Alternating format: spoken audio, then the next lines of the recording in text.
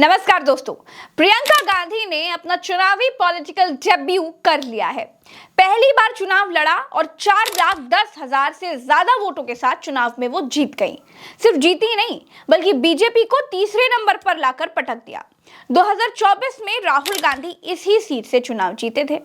अब प्रियंका गांधी सांसद हैं और लोकसभा में ऐसा पहली बार होगा जब भाई और बहन की जोड़ी एक साथ सदन में दिखेगी। राहुल गांधी वायनाड से 3,64,000 वोटों से जीते, लेकिन प्रियंका गांधी ने उनके रिकॉर्ड को तोड़ दिया। प्रियंका गांधी वायनाड में 4,10,000 वोटों से जीती। दोस्तों, झारखंड में कल्पना सोरेन ने ऐसा अभूतपूर्व और ऐतिहासिक प्रदर्शन किया है कि झारखंड से पूरी भाजपा का सुपड़ा साफ ही कर दिया और ऐसा इतिहास रचा कि आने वाली कई पीढ़ियां याद करेंगे। दोस्तों, झारखंड का अब तक रिकॉर्ड रहा है कि कोई सरकार दोबारा वापस सत्ता में नहीं लौटी।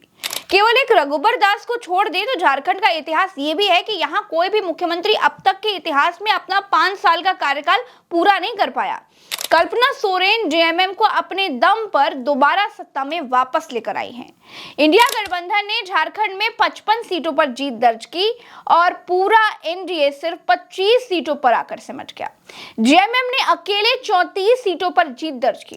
कांग्रेस ने 16 और आरजेडी ने 4 सीटों पर जीत दर्ज की है। दोस्तों, तो ये सोच के गलतफहमी में है कि अगर हेमंत सोरेन को जेल में डाल दोगे तो तुम झारखंड में हमारी झारखंड की आवाम की अबुआ सरकार को हिलाने का अगर काम करोगे तो सपने देखते रहिए, आपके सपने कभी सच नहीं होने वाले हैं। ये झारखंड है, झारखंड। जय जय झारखंड, जय जय झारखंड। दोस्तों, भाजपा ने महाराष्ट्र में शानदार प्रदर्शन किया। अकेले अपने दम पर 133 सीटें जीत ली। इतिहास बनाते हुए पूरे एनडीए ने 231 सीटें हासिल कर ली। महाराष्ट्र में इंडिया 51 सीटों पर सिमट कर रह गया। शिंदे वाली शिवसेना ने 57 सीटें जीती। अजीत पवार की पार्टी ने मेरे वीडियो करने से पहले तक 41 सीटों पर बढ़त बनाकर रखी थी, जबकि इंडिया खेमे वाली उद्धव की शिवसेना ने 20 सीटें जीती। कांग्रेस का दम 15 सीटें जीतने में ही निकल गया और शरद पवार की एनसीपी 10 सीटों पर सिमट कर रह गई। दोस्तों, महाराष्ट्र में इंडिया गठबंधन हवा हो गया और झारखंड में बीजेपी का सुपड़ा साफ हो गया। हिसाब एक एक पर बराबर रहा। यूपी में जब वोटिंग ही लूटतंत्र बंदूक तंत्र के जरिए हुई थी तो उसकी बात मैं यहाँ पर क्या ही करूं। बाकी जिन जिन राज्यों में उपचुनाव हुए उन राज्यों में जिसकी जिसकी सरकार थी उसने चुनाव जीते। बंगाल में ममता बनर्जी की सरकार थी, वो जीती। बिहार में बीजेपी। इसी तरह बाकी जगहों पर भी जो आंकड़े हैं वो यही हैं। तो कुल मिलाकर दोस्तों, क्या शरद पवार और उद्धव ठाकरे की राजनीति अब खत्म हो जाएगी? भरत जी ने अशोक वानखेड़े जी से इसका जवाब पूछा है। आपको सुनना जरूर चाहिए, सुनिए जरा। अब शरद पवार के एनसीपी का क्या होगा? शरद पवार के एनसीपी का अब शरद पवार का एक आखिरी चुनाव था ये। इसके बाद क्योंकि शरद पवार की उम्र, शरद पवार की हेल्थ अब उनको दिखाई नहीं देती। सुप्रिया सुले संभाल पाएंगी? सुप्रिया सुले, देखिए, सुप्रिया सुले को महाराष्ट्र में ज्यादा इंटरेस्ट नहीं है, वो दिल्ली की राजनीति में ज्यादा खुश है। लेकिन अब आने वाले समय में क्या राज्यसभा रिपीट होगी? शरद पवार राज्यसभा लड़ने की बात नहीं कर रहे, वैसे मिलेगी।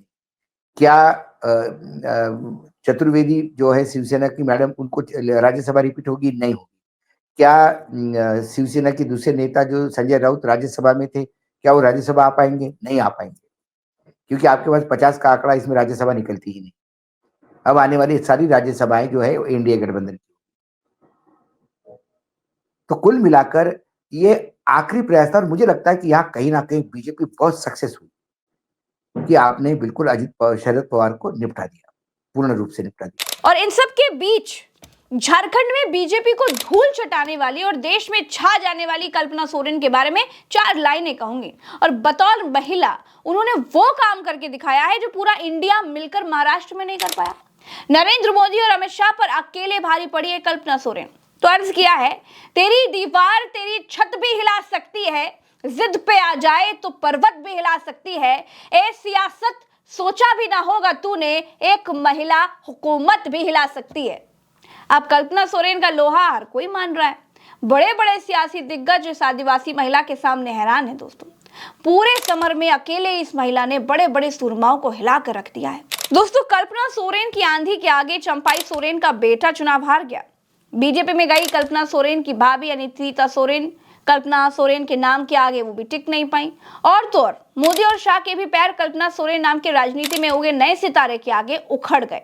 मैंने कल्पना सोरेन से इसी चुनाव में एक इंटरव्यू किया था और उनसे पूछा था कि क्या कल्पना सोरेन मुख्यमंत्री बनेगी, तो उनका जवाब क्या था, सुनिए। अगर जेएमएम जीतती है हाँ जी, तो क्या झारखंड को पहली महिला मुख्यमंत्री मिलने जा रही है? कल्पना जी कितना तैयार है? मैं ये कहना चाहूँगी कि पहले आशीर्वाद लेकर के विधायक बनेंगे और जो भी डिसीजन रहता है आला कमान का रहता है। और आज फ़िलहाल इस क्षण में अगर मैं आपको बताऊं तो झारखंड की जनता आदरणीय हेमंत सोरेन जी के ऊपर में पूरी विश्वास जता के रखी है। हमारी महागठबंधन की सरकार के सारे लोग हेमंत सोरेन जी को मजबूत बनाने के लिए एकजुट हो गए हैं और संगठित हो गए हैं। आप तैयार हैं? क्या चीज़ के लिए? इसलिए पूछ रही हूँ कि अब अगर जनता आप पर विश्वास करती है, हेमंत सोरेन जी आप पर विश्वास करती है, आप तैयार होते हैं? ये तो पार्टी के आलाकमान का डिसीजन होगा। और मैं झारखंड मुक्ति मोर्चा की एक सिपाही हूँ।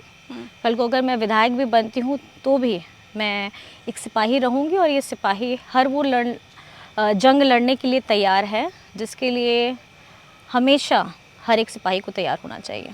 इस चुनाव में जब बड़े बड़ों ने हथियार डाल दिए, जब बड़े बड़े पस्त हो गए, तो महिलाओं ने मोर्चा संभाला।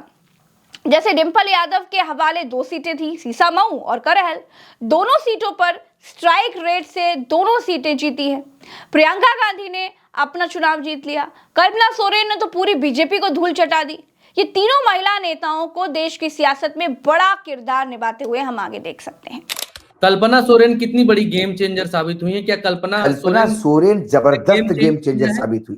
2 चीजें हुई। देखो भरत, जो मेरी सूचनाएं हैं कि जब हेमंत सोरेन को अरेस्ट किया और जब फीडबैक आया कि आदिवासियों में भयानक नाराजगी हेमंत सोरेन के अरेस्ट से, ये बात पढ़ने के बाद तुरंत हेमंत सोरेन को जमानत भी मिल गई और जमानत मिलने के बाद तुरंत गवर्नर ने उनको फिर से मुख्यमंत्री भी बना दिया जी। तो कहीं ना कहीं बीजेपी हमेशा कई फ्रंट पे काम करती है, लेकिन उन्होंने हेमंत सोरेन को जेल में डालने से कल्पना सोरेन नाम के एक व्यक्ति को जन्म दिया राजनीति में। और कल्पना सोरेन वहां गेम चेंजर हो गई। आने वाले समय में भी कल्पना सोरेन ही वहां झारखंड में भविष्य होगा। यदि बीजेपी को लड़ना होगा आने वाले समय में तो कल्पना सोरेन से लड़ना। दोस्तों, भारतीय जनता पार्टी बहुत बड़ी मशीनरी के साथ चुनाव लड़ती है। उसके लिए हार जीत ये सब रूटीन का हिस्सा है। लेकिन कल्पना सोरेन ने बीजेपी जैसी मशीनरी को अपने सुंदर सोना झारखंड में करारी मात दे दी है, धूल चटा दी है। मुक्त कंठ से कल्पना सोरेन की तारीफ की जानी चाहिए। पति को जेल में डालकर बीजेपी ने कल्पना सोरेन नाम का वो उगता सूरज झारखंड को दे दिया है जो आने वाली राजनीति में चमक बखेरने के लिए बिल्कुल तैयार है। फिलहाल के लिए इतना ही, चलते हैं। राम राम, दुआ सलाम, जय हिंद। और झारखंड के हमारे सभी दर्शकों को जोहार। प्रज्ञा का पन्ना को अपना प्यार यूं ही देते रहिए, अपना आशीर्वाद यूं ही देते रहिए। नतीजों की कवरेज में आपने जो हमें प्यार दिया उसके लिए भी आप सब लोगों का मेरे तहे दिल से थैंक यू। उल्टा चश्मा यूसी पर आप सब साथी एक साथ लगभग 40,000 की संख्या में मुझे देख रहे थे, उसके लिए भी आप सबका हृदय की गहराइयों से धन्यवाद।